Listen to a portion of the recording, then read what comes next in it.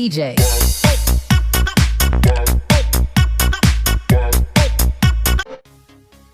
Capacitors work to store energy by stretching the orbits of electrons in a dielectric compound between a positively charged plate and a negatively charged plate.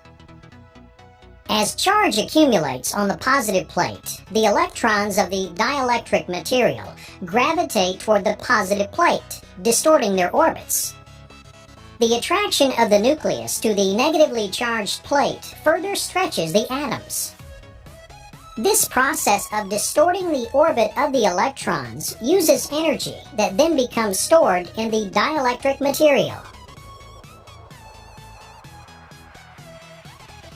A capacitor must be attached to a closed circuit with an energy source, such as a battery, in order for it to store energy.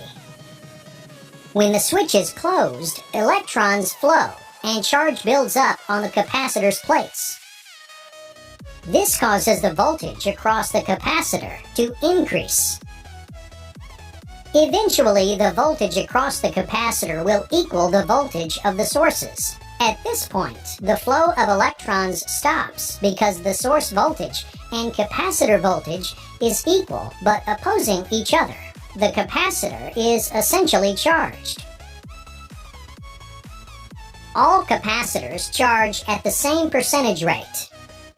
Based on the universal charge curve, after one time constant, the capacitor will have reached 63.2% of its potential, 86.5% after two time constants, and so on. After 5 time constants, the capacitor has reached 99.3% of its potential and is considered essentially charged. A time constant in seconds is equal to the resistance of the circuit in ohms multiplied by the value of the capacitance in farads. For example, in this circuit, if you have a 1 mega ohm resistor and 5 microfarads capacitor, the time constant would be 5 seconds.